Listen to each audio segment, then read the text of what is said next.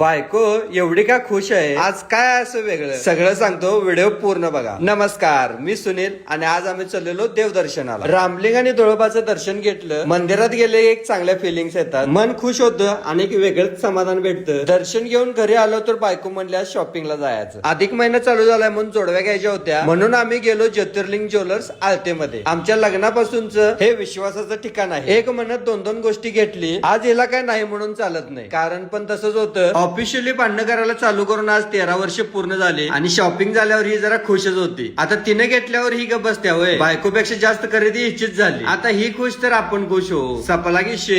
सगळं आवरून इचलकरंजीला गेलो. थोडं सलूनचं सामान आणायचं होतं, येताना मग खाल्ला पिझ्झा आणि संध्याकाळी जेवायला जायचा प्लॅन झाला. आता हातकणंगल्यात ट्रायंगल शिवाय आम्ही कुठे जातच नाही. कारण पण तसं आहे, हॉटेल एक नंबर आहे, जेवणाची क्वालिटी तर विषय हार्डच आहे. आता इथली पार्किंगची गर्दी बघून तुम्हाला समजलंच असेल आणि इथला स्टाफ तर एवढा भारी आहे की नाही, विषयच नाही. आज आमचा खास दिवस का होता हे तुम्हाला कळलं असेल तर नक्की कमेंट करून सांगा आणि व्हिडिओ आवडला असला तर लाईक, शेअर आणि फॉलो करा. धन्यवाद.